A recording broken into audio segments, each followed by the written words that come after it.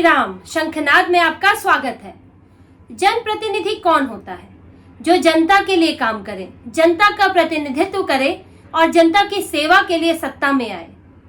अगर कोई जनप्रतिनिधि जनता के लिए काम नहीं कर पा रहा, सेवा नहीं कर पा रहा, क्या उसे नेतृत्व करने का, जनप्रतिनिधि बनने रहने का अधिकार है? क्या उसे उस पद पर रहना चाहिए? लेकिन अरविंद केजरीवाल के लिए ये सवाल कोई मायने नहीं रखता, क्योंकि अरविंद केजरीवाल वो अपनी सत्ता का लालच नहीं छोड़ पाएंगे। भले ही वो जनता के लिए काम कर पा रहे हैं या नहीं, लेकिन वो अपनी कुर्सी नहीं छोड़ेंगे। और उसके कारण, इनके कुर्सी के इस लालच के कारण, मुख्यमंत्री पद से इस्तीफा ना देने के कारण दिल्ली में कामकाज ठप हो गया है। दिल्ली सरकार पंगु हो गई है। कई बड़े फैसले, योजनाएं अटकी हुई हैं। मुख्यमंत्री के साइन का इंतजार है, मुख्यमंत्री के आदेश का इंतजार है, लेकिन मुख्यमंत्री यहाँ है ही नहीं। मुख्यमंत्री तो जेल में बैठे हैं और कह रहे हैं मैं जेल से ही सरकार चलाऊंगा। लेकिन अब इस ठप पड़ी हुई दिल्ली सरकार का मामला राष्ट्रपति के पास पहुंच गया है और दिल्ली में राष्ट्रपति शासन लगाने की मांग हो रही है कि दिल्ली सरकार अपने कर्तव्यों को निभाने में अब सक्षम नहीं है। मुख्यमंत्री ही नहीं है जो कि दिल्ली सरकार के नेता हैं, दिल्ली सरकार के प्रमुख हैं, वो ही नहीं है। और दिल्ली में इस वजह से कई चीजें जो है रुकी पड़ी है, अभी जस की तस बनी हुई है और जो दिल्ली का विकास है वो कहीं पिछड़ा हुआ है। इस कारण अब राष्ट्रपति को दखल देने की मांग की गई है। उनसे कहा जा रहा है कि दिल्ली की सरकार को बर्खास्त करें और जो शासन है वो अपने हाथ में ले, या लेफ्टिनेंट गवर्नर अपने हाथ में ले, ताकि जो कामकाज है वो आगे तो बढ़ सके। और ये मांग लेकर बीजेपी का एक प्रतिनिधि मंडल राष्ट्रपति के पास पहुंचा। राष्ट्रपति द्रौपदी मुर्मू को एक ज्ञापन दिया गया। जो बीजेपी के दिल्ली विधानसभा में विपक्ष के नेता हैं विजेंद्र गुप्ता, उनके नेतृत्व में बीजेपी के विधायक और कांग्रेस के जो पूर्व मंत्री राजकुमार आनंद, जो अब बीजेपी में शामिल हो गए हैं, इनका प्रतिनिधि मंडल राष्ट्रपति द्रौपदी मुर्मू के पास गया था। इन्होंने अपने ज्ञापन में बताया कि कैसे दिल्ली का काम रुका हुआ है मुख्यमंत्री के ना होने से। अरविंद केजरीवाल ना तो इस्तीफा दे रहे हैं, ना वो किसी और को मुख्यमंत्री बना रहे हैं, ना ही वो उप मुख्यमंत्री बना रहे हैं जो उनकी अनुपस्थिति में मुख्यमंत्री का काम ही संभाल ले। अरविंद केजरीवाल ने सत्ता पर पूरी तरह अपना खूंटा गाड़ कर बैठे हैं कुर्सी पर कि या तो मैं ही कुछ करूंगा या तो कुछ भी नहीं होगा। और यही चिंता जताई है बीजेपी के प्रतिनिधि मंडल ने कि अब अरविंद केजरीवाल को 21 मार्च को गिरफ्तार किया गया था। लगभग 6 महीने हो गए हैं और यानी कि आधा साल गुजर गया है और दिल्ली में कामकाज रुका हुआ है। अरविंद केजरीवाल जेल से बाहर नहीं आ पा रहे हैं, किसी और को वो अधिकार दे नहीं रहे हैं। तो अब दिल्ली में कब तक यही स्थिति बनी रहेगी? तो इस पर आपको कुछ ना, राष्ट्रपति को कोई ना कोई इस पर उनको संज्ञान लेना चाहिए और कोई कदम उठाना चाहिए ताकि दिल्ली सरकार का काम आगे बढ़े। उन्होंने बताया है कि कैसे छठे दिल्ली वित्त आयोग का गठन नहीं हुआ है, जो कि 2021 से ही अटका हुआ है और अभी तो मुख्यमंत्री ही नहीं है, तो वो उस पर काम आगे नहीं बढ़ पा रहा। इसके कारण कई वित्तीय योजनाओं और संसाधनों का आवंटन रुका है, यानी कि बड़ी योजनाएं, उनके लिए वित्त का बंटवारा, संसाधनों का बंटवारा, ये आवंटन रुका हुआ है। और इसके अलावा कई जो ट्रांसफर पोस्टिंग रुकी हैं, जिसमें अरविंद केजरीवाल की मुख्यमंत्री की जरूरत होती है। यहाँ तक कि कैग की कई रिपोर्ट्स हैं जो कि सदन में पेश नहीं की गई है। दिल्ली जल बोर्ड में, उसमें कई इस तरह की अनियमितताएं चल रही हैं और यहाँ तक कि 2 साल की बैलेंस शीट नहीं बनाई गई है। आप समझिए, हर विभाग में कुछ ना कुछ गड़बड़ चल रही है और अब मुख्यमंत्री के ना होने से जो काम हो रहा था अब वो भी रुक गया है। तो यही जो डेलीगेशन गया है उसका यही कहना है कि अब राष्ट्रपति दखल दें, दिल्ली सरकार को बर्खास्त करें और प्रशासन का काम अपने हाथ में ले, ताकि विकास की रफ्तार, दिल्ली के काम की रफ्तार कुछ तो बढ़ सके। और ये इसकी वजह है क्योंकि मुख्यमंत्री की अहम भूमिका होती है प्रशासनिक कामों में। जो प्रशासनिक कामों के जानकार हैं वो भी यही कहते हैं कि भले ही मुख्यमंत्री के पास पोर्टफोलियो हो या नहीं, यानी कि कोई विभाग या मंत्रालय हो या नहीं, उनकी जरूरत होती है क्योंकि वो कैबिनेट के मुखिया होते हैं। उनके अंतिम सिग्नेचर की जरूरत, उनके साइन चाहिए। इसके अलावा वो जो सरकार है उसको दिशा देते हैं। वो ये बताते हैं कि अब किन योजनाओं पर आपको फोकस करना है, आगे अब चुनाव आने वाले हैं, किन्हें जो है अभी प्राथमिकता देनी है, किन्हें बाद में प्राथमिकता देनी है। एक दिशा देने का काम होता है।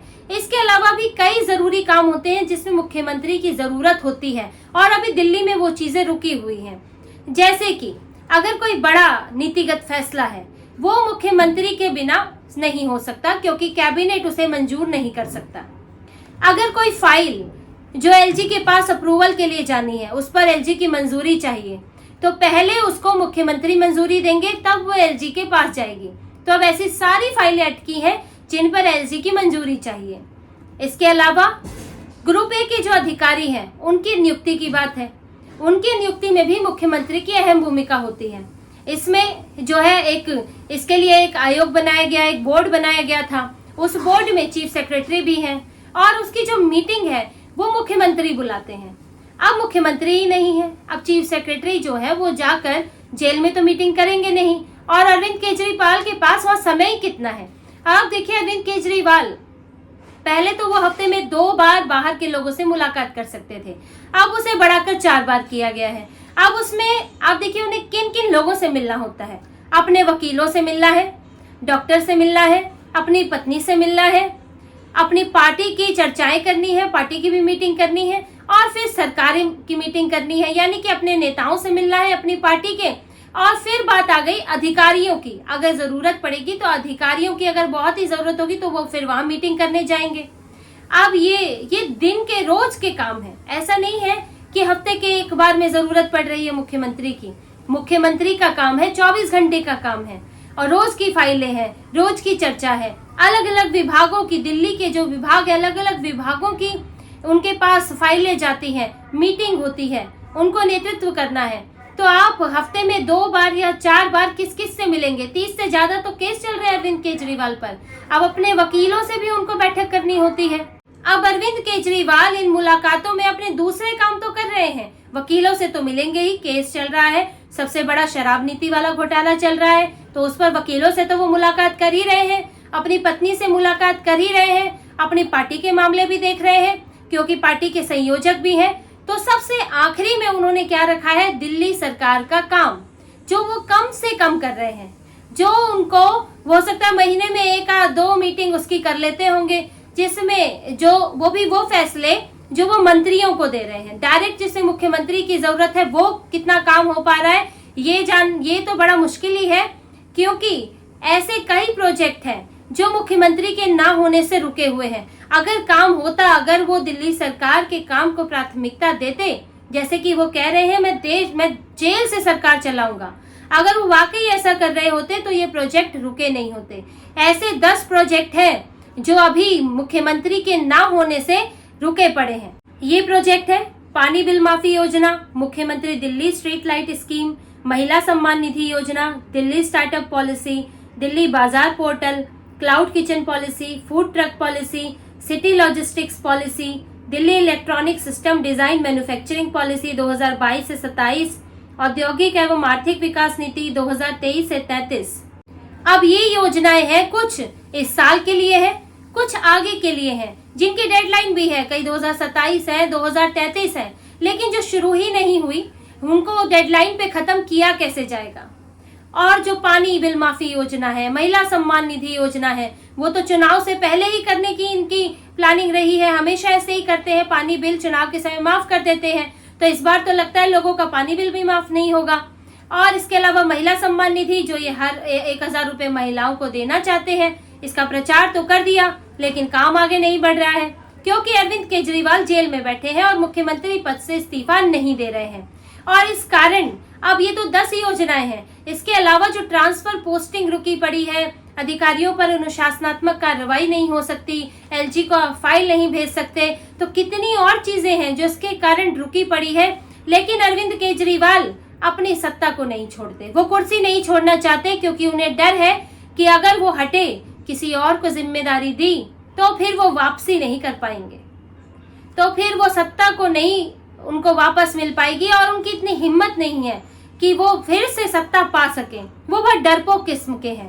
अब जैसे आप देखिए हेमंत सोरेन ने झारखंड में मुख्यमंत्री पद से इस्तीफा दिया, और फिर जब वो वापस आए तो वापस मुख्यमंत्री बने, और उन्होंने चंपई सोरेन को अपनी जगह मुख्यमंत्री बनाया था, चंपई सोरेन को हटाया, हालांकि चंपई सोरेन अब बागी हो गए, वो बीजेपी में चले गए।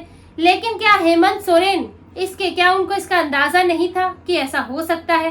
लेकिन फिर भी उन्होंने अपने संवैधानिक कर्तव्यों का पालन किया और इस्तीफा दिया। अब जो राजनीतिक स्थितियां बनेंगी वो उनका सामना करेंगे और जनता के सामने उसे रखेंगे और वापस अपना पद, अपनी स्थिति बनाएंगे। लेकिन अरविंद केजरीवाल विद्रोह नहीं झेल सकते जरा भी। वो नहीं चाहते कि जरा भी उनकी कुर्सी पर संकट आए, भले ही दिल्ली पर संकट क्यों ना आ जाए। उन्होंने अपने संवैधानिक जिम्मेदारियों का ठीक से निर्वहन नहीं किया। उनको इस्तीफा देना चाहिए था, नहीं दिया। आज भी वो कामकाज रोक कर बैठे हुए हैं। यहाँ तक कि मनीष सिसोदिया को उप मुख्यमंत्री नहीं बना रहे, क्योंकि अगर वो उप मुख्यमंत्री बन गए तो मुख्यमंत्री वाली जिम्मेदारी निभाएंगे और एक तरह से वो उनके कद के नेता बन जाएंगे। और अरविंद केजरीवाल ऐसा नहीं चाहते। तो पूरा का पूरा सत्ता का लालच, कुर्सी का लालच समाया है और इसके कारण दिल्ली में अब कामकाज इस स्तर तक आ गया है कि पानी गले तक भर गया है, सिर से पार होने वाला है। अब काम का इतना ढेर लग गया है, रुकी हुई योजनाएं, परियोजनाएं हैं। दिल्ली जो केंद्र सरकार की आयुष्मान भारत योजना है उसको भी रोका हुआ है। ये कह रहे थे हम मुख्यमंत्री की अलग योजना चलाएंगे, उसका भी कुछ अता पता नहीं है, क्योंकि अरविंद केजरीवाल जेल में है। हर चीज का जवाब दिल्ली में अब यही है कि अरविंद केजरीवाल जेल में है, जब वो आएंगे तब काम आगे बढ़ेगा। अब अगर वो नहीं आ पाते हैं, देखिए अभी जमानत पर सुप्रीम कोर्ट में सुनवाई होगी। अगर जमानत नहीं मिली, उन्हें ट्रायल कोर्ट जाने को कहा या तारीखें और बढ़ गई, तो फिर दिल्ली में और खराब स्थिति होने वाली है। अगर जमानत घिसटती चली गई, क्योंकि अभी दिल्ली का चुनाव आने वाला है और इनके नेता भी आगे चुनाव में उतरेंगे, कामकाज लेकर जाएंगे, लेकिन काम किया ही नहीं है तो लेकर क्या जाएंगे? और कोई ये नई योजना भी शुरू नहीं कर पा रहे हैं। तो इस वजह से दिल्ली की समस्याएं तो बढ़ी रही हैं, इनकी पार्टी की समस्या भी बढ़ रही है और पार्टी में इसीलिए इनके इस्तीफे की मांग तो अंदरूनी तौर पे चल ही रही है। इस्तीफा नहीं तो कम से कम किसी और को जिम्मेदारी दें। और वहीं अगर हम प्रशासन के स्तर पर देखें तो ये मांग हो रही है कि अरविंद केजरीवाल अगर वो इस्तीफा नहीं नहीं देना चाहते तो फिर उनका कामकाज उनके हाथ से लिया जाए और कोई और संभाले, नहीं तो वो अपनी मर्जी से किसी और को ये जिम्मेदारी दे। वरना दिल्ली में जो प्रशासन है वो पूरी तरह बिखर जाएगा और दिल्ली के सारे काम, अभी तो जो चल रहा है थोड़ा बहुत सिस्टम, अगर मुख्यमंत्री ज्यादा समय तक अंदर रहे तो वो सिस्टम भी पूरी तरह खत्म हो जाएगा। तो इसी तरह की खबरें और विश्लेषण आपके लिए लाते रहेंगे। हमसे जुड़े रहिए, सब्सक्राइब कीजिए, कमेंट कीजिए। बहुत बहुत धन्यवाद। जय श्री राम।